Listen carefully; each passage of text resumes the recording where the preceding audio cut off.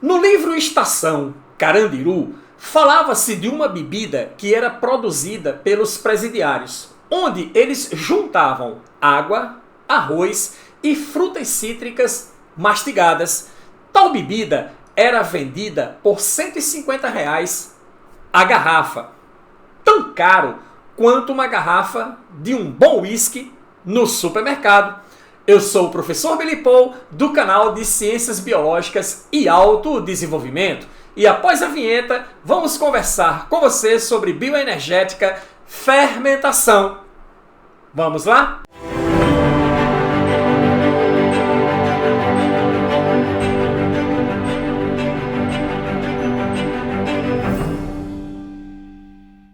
Olá você, tudo bem? Seja muito bem-vindo à nossa aula 1 de bioenergética para discutirmos sobre fermentação. A bebida alcoólica que era produzida nos presídios chamava-se Maria Louca e a galera fazia uma farra considerável com ela. Professor, e o que é que Maria Louca tem a ver com a fermentação? É exatamente isso que vamos entender na aula de hoje. Antes, vamos fazer algumas considerações iniciais importantes. As primeiras considerações são: a fermentação, ela consiste na degradação parcial da glicose, ok? A glicose, ela não é quebrada totalmente. A glicose, ela não é quebrada completamente, como acontece nos processos de respiração celular. Eu tenho apenas uma quebra parcial da molécula de glicose. Por isso que a energia liberada não é suficiente para produzir uma grande quantidade de ATP. E todo o processo de fermentação leva apenas à produção de 2 moléculas de ATPs. Então eu tenho apenas a quebra parcial da glicose, caracterizada pela reação de glicólise. Lise quer dizer quebra, glico quer dizer destruição, ou seja, quebra da molécula de glicose. A ocorrência ocorre no citoplasma celular da célula ou do micro-organismo que realiza o processo de fermentação. Detalhe super importante: é um processo que acontece em anaerobiose, em ausência de oxigênio. Claro, porque se houver oxigênio, é bastante provável que o organismo respire em vez de fermentar, já que na respiração a produção de ATP é consideravelmente maior. Beleza? O rendimento total, já comentamos, 2 ATPs no processo. Importante diferenciar a fermentação da respiração anaeróbia, ok? Primeira coisa, no processo de fermentação não há cadeia respiratória, mas no processo de respiração anaeróbia há cadeia respiratória. Em todo o processo de metabolismo energético é necessário que você tenha aceptores específicos de hidrogênio e elétrons. Entendido ou não? Assista a aula 1 sobre metabolismo, introdução ao metabolismo, que nós comentamos em detalhe sobre como funcionam esses aceptores de hidrogênios e elétrons. No caso da fermentação, o aceptor final de hidrogênios e elétrons na reação é o lactato, o ácido lático, o etanol, álcool etílico ou o acetato, ácido acético, que é exatamente esses processos que nós vamos verificar nessa nossa aula. Na respiração anaeróbia, o aceptor de hidrogênio e elétrons são aceptores inorgânicos, que pode ser o sulfato e pode ser também o nitrato. Olha só, tipos de fermentadores. Você tem fermentadores anaeróbios estritos. Fermentadores anaeróbios estritos, eles só sobrevivem na ausência de oxigênio. Então você tem o processo de fermentação, que pode ser feito pelo Clostridium botulino, que é a bactéria que produz aquela toxina chamada de Botox, que é utilizado pelo pessoal que trabalha com biomedicina estética, né, aplicação de Botox e tal, e o Clostridium tetani, que provoca a doença chamada de tétano. Ou seja, esses indivíduos aqui, eles fazem os seus mecanismos, mas só sobrevivem na ausência total de oxigênio. Na respiração anaeróbia, você tem as bactérias extremófilas, como as arqueobactérias, e você tem também as sulfobactérias, que trabalham aqui com o sulfato como aceptor, tá certo? Inorgânico de hidrogênios e elétrons, beleza? Mas os fermentadores que mais são importantes para a gente são os anaeróbios facultativos. E você tem dois extremamente importantes, tá certo? Que realizam fermentação, mas que também realizam respiração aeróbica. Ou seja, eles sobrevivem tanto na ausência de oxigênio, como sobrevivem na presença de oxigênio. Claro, na presença de oxigênio, em vez de fermentar, eles irão, consequentemente, respirar. Você tem o Saccharomyces cerevisiae, que é o fungo de levedura, também conhecido por levedo de cerveja, muito utilizado para a fabricação da bebida alcoólica cerveja, daí o nome cerveja, e os lactobacilos, que são responsáveis por realizar processos de fermentação lática, fazem a fermentação do açúcar do leite, muito utilizados na indústria de iogurte. Então é esse processo aí que nós vamos analisar nessa nossa aula de bioenergética sobre fermentação. Ora, o objetivo do processo é a transferência de energia. O interesse é transferir a energia da molécula de glicose para moléculas de ATP, adenosina trifosfato, ATP, que nada mais é do que a fonte energética líquida a nível celular. Um aluno uma vez me perguntou o seguinte: professor, por que não pegar a energia da glicose logo? A energia não é uma molécula de alta energia? Ou melhor, a glicose não é uma molécula de alta energia? Então, por que não pegar a energia da glicose logo? E aí, pensando sobre isso, eu encontrei uma boa maneira de explicar isso para você. Vamos imaginar que a glicose representa moedas de 10 centavos, ok? E eu pergunto para você, quantas moedas de 10 centavos são necessárias para comprar um produto de 50 reais? Isso, você vai precisar de 500 moedas. Aí você pega um saco plástico, desses aí tipo saco de supermercado, joga as 500 moedas de 10 centavos dentro da sacola, leva lá para a loja onde você quer comprar o produto, joga tudo em cima da mesa, vamos contar as moedas uma por uma para conferir se temos 50 reais. Já imaginou o problemão disso? Seria bem mais fácil se você pegasse essas moedas de 10 centavos e convertesse em moedas de R$1, ok? Quantas moedas de R$1 são necessárias para comprar um produto de 50 reais? Apenas 50 moedas. Facilita o processo, facilita o carregamento, facilita a contagem, facilita tudo. Então, na verdade, a célula, ao pegar a energia da glicose, quebrar a molécula da glicose, liberar a energia produzindo adenosina trifosfato, a partir de adenosina difosfato, ela concentra então a energia da glicose. Podemos dizer, consequentemente, que ATP nada mais é do que energia concentrada. Em linguagem simples, conversão de moedas de 10 centavos em moedas de R$1. Professor, quais são os tipos de fermentação? Nós temos a fermentação alcoólica, que consiste em pegar a glicose, convertendo-a para etanol, levando, claro, à produção de ATP. Temos a fermentação lática. Na fermentação lática, o aceptor final de hidrogênios e elétrons é o ácido lático, e a fermentação acética, o aceptor final é o ácido acético. Vamos então entender como funciona cada processo fermentativo. Vamos lá? Olha aí. Todo mecanismo de fermentação começa com a glicose, C6H12O6. Beleza ou não? E o que é que eu tenho que fazer? Eu preciso quebrar essa molécula de glicose. Nessa quebra, o que é que acontece? A molécula de glicose é quebrada em duas moléculas de ácido pirúvico, C3H4O3. Beleza? Nessa quebra da glicose em ácido pirúvico, o que é que vai acontecer?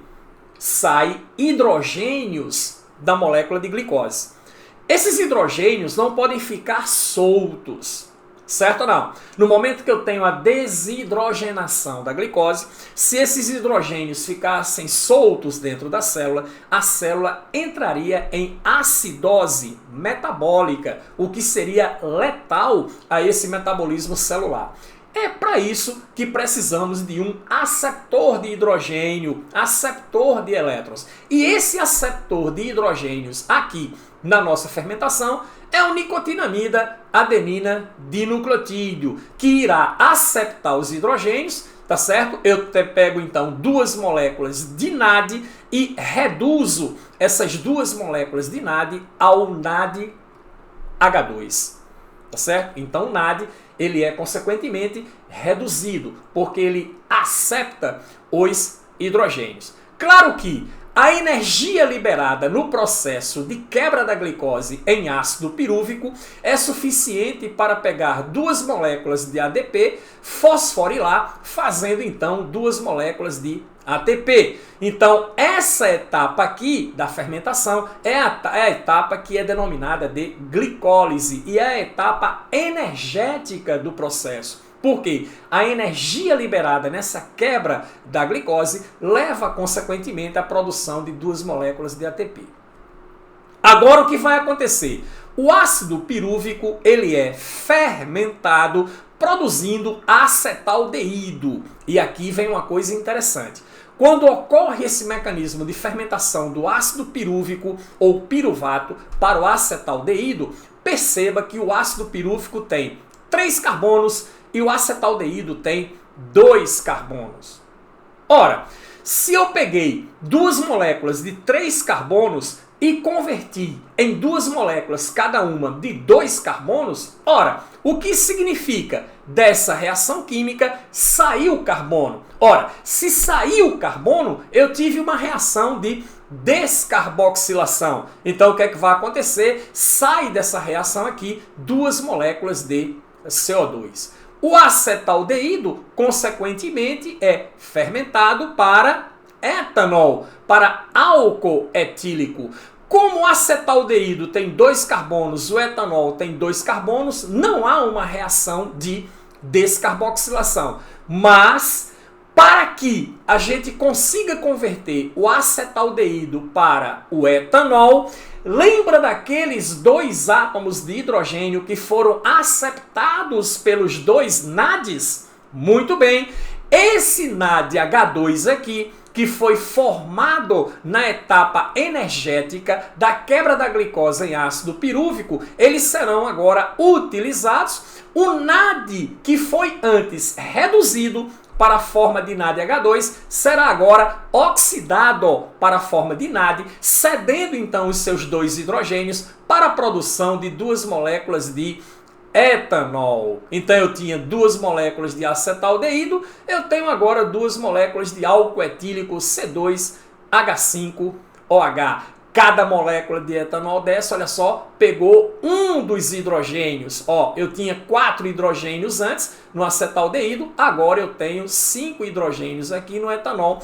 São 2 moléculas de etanol, o hidrogênio vai para uma, o outro hidrogênio vai para outra. Então eu tenho aqui o processo chamado de fermentação alcoólica. Show de bola?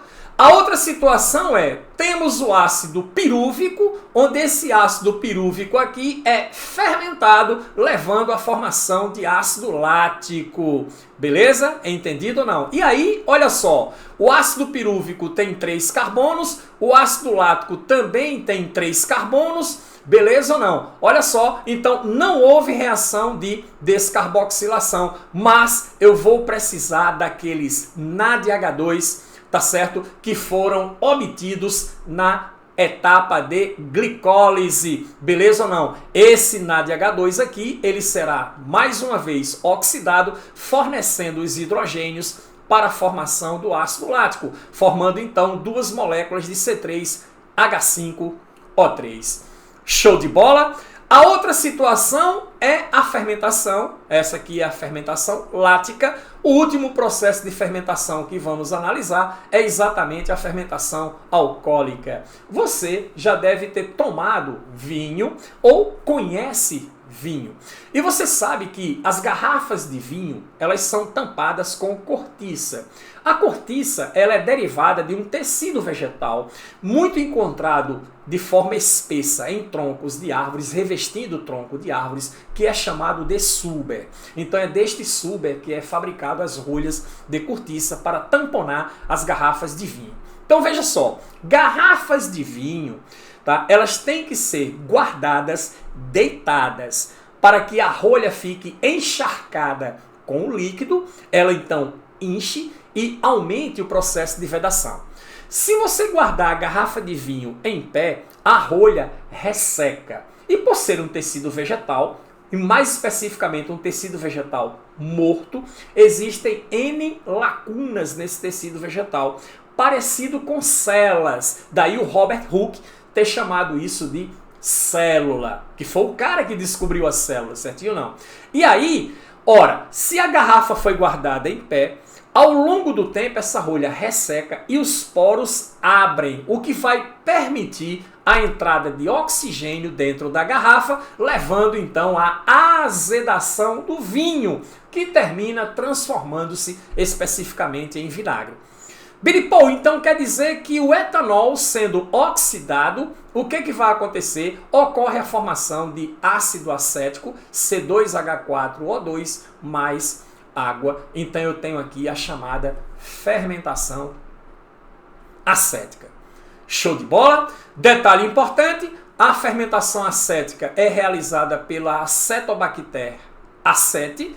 Percebeu que é a bactéria utilizada para a produção de vinagre de modo intencional, ok? Essa bactéria provoca a destruição do vinho ao infectá-lo, tornando-o impalatável. Observações IPC, que é observação importante para cacete. Ora, com oxigênio, o piruvato irá para a mitocôndria. Sem oxigênio, o piruvato irá para a fermentação. Okay? Na presença de oxigênio, os anaeróbios fermentativos facultativos, eles irão respirar. Apenas na ausência de oxigênio é que eles vão fazer o processo de fermentação. Aplicações. A fermentação alcoólica, que é realizada pelo Saccharomyces cerevisiae, tá certo?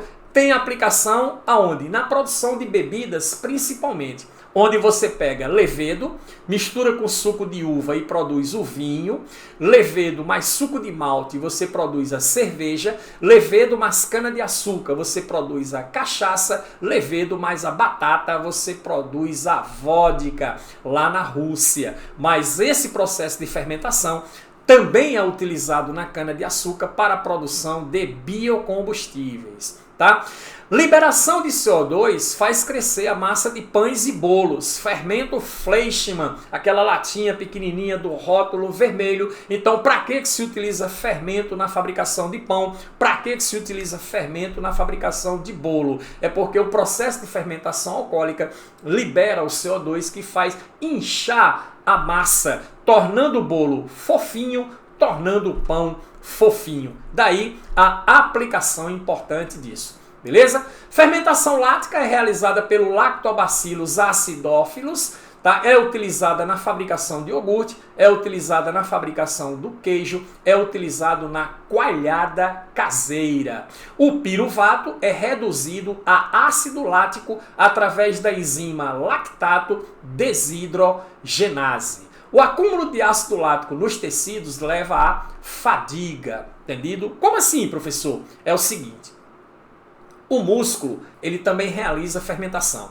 Você que faz academia, tá certo ou não? Exercício anaeróbio com levantamento de peso, tá? Para volume, 8 repetições, por exemplo, você sabe que as 2 últimas repetições, quando você está fazendo o exercício, elas são difíceis de concluir. Por quê? Você vai fazendo o exercício, o músculo vai consumindo então suas reservas de oxigênio. Quando chega no final da série, por falta de oxigênio, o músculo então fermenta. E ele faz fermentação lática. E nessa fermentação lática, a produção de ácido lático queima o músculo, porque produz forte fadiga muscular. Você para o exercício, né, se movimenta e tal, e aí o sangue volta a irrigar esse tecido muscular, retira esse excesso de ácido lático, lá no fígado ele será reconvertido a glicose e é novamente devolvido para a atividade muscular. Entendido? Então, o músculo ele também realiza essa atividade anaeróbia de fermentação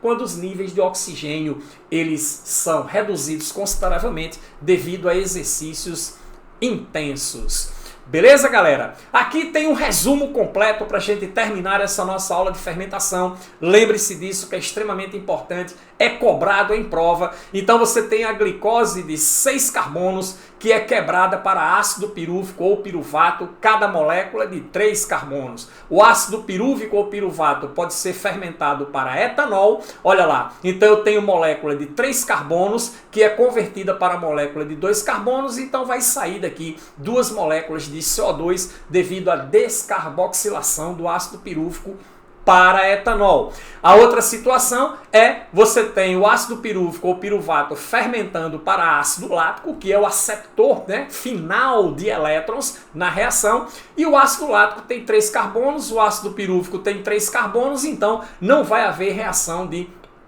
descarboxilação. Na fermentação acética, pegando lá de trás, desde a glicose, o ácido pirúvico, então, ele será quebrado ao etanol, que é o aceptor final de elétrons na reação de fermentação. Observe que o ácido pirúvico tem 3 carbonos, o etanol tem 2 carbonos, eu tenho aqui, então, consequentemente, a saída de CO2 por reação de descarboxilação.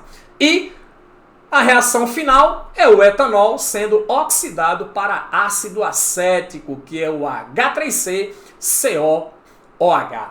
Beleza? Tá aí o resumo completinho. E todos os processos levam à formação final de 2 moléculas de adenosina trifosfato, 2 moléculas de ATP, que é a fonte energética líquida celular.